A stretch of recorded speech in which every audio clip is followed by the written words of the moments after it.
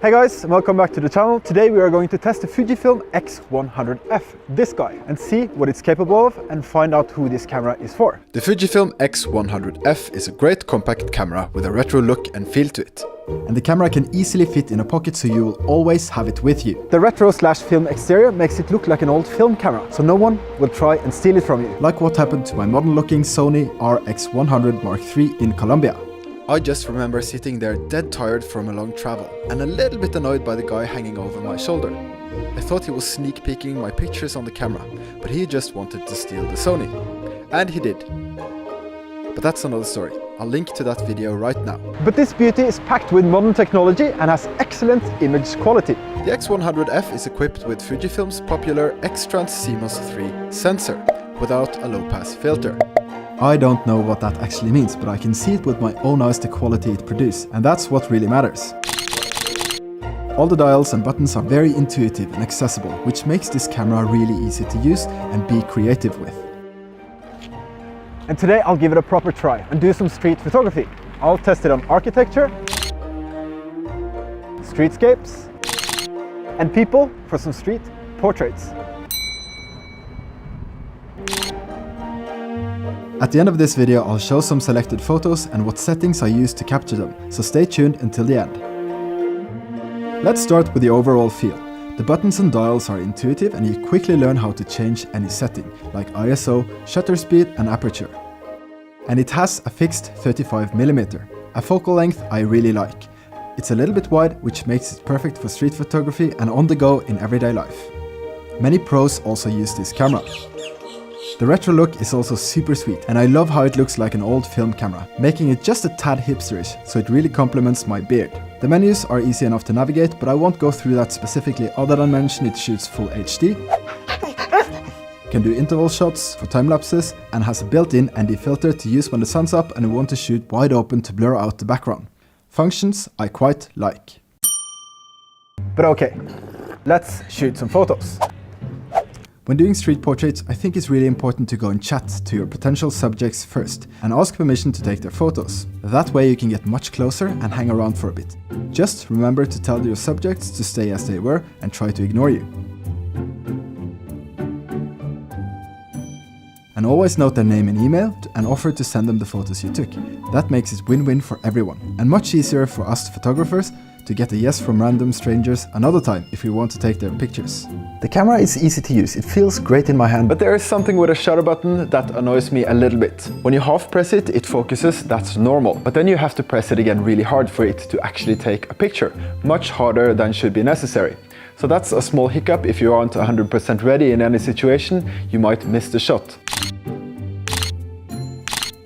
So that's a small hiccup, but for me it's not a deal breaker. I think this is a great camera with its retro look, and it fits right in my pocket as well. So I'll always be ready and able to take high quality photos in everyday situation. Now there are a few catches with the camera that I want to mention, and it's the price tag. This camera is a $1,300 camera, and for a fixed 35mm, I think that's a little bit steep, especially considering you have an excellent camera just on your phone. But if you want to take your photography to the next level with the creative options you get for shooting manual, this might be a good idea. A fixed lens also has its benefits, as you don't have to wonder about what focal length you are going to use, and fixed lenses are normally sharper than these zoom lenses you get on those big bulky cameras. Also, you don't have to drag around your big bulky camera that you will eventually get tired of and leave at home anyway. This guy will always live in your pocket and you are ready and able to take good quality, actually high quality, actually excellent quality photos always. What more can a photographer ask for?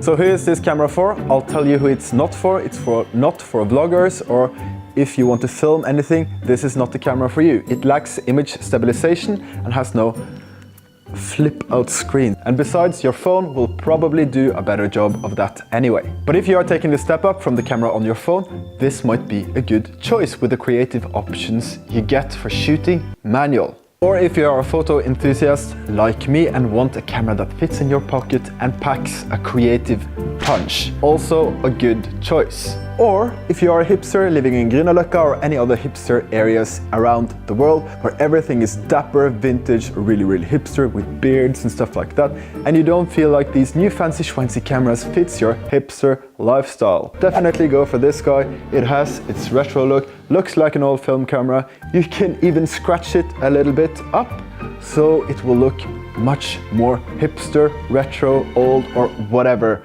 This is a great hipster camera. That's what I'm trying to say. Yeah. Okay, that's enough rant from me. Let's have a look at some images I took with the camera and what settings I used to get them.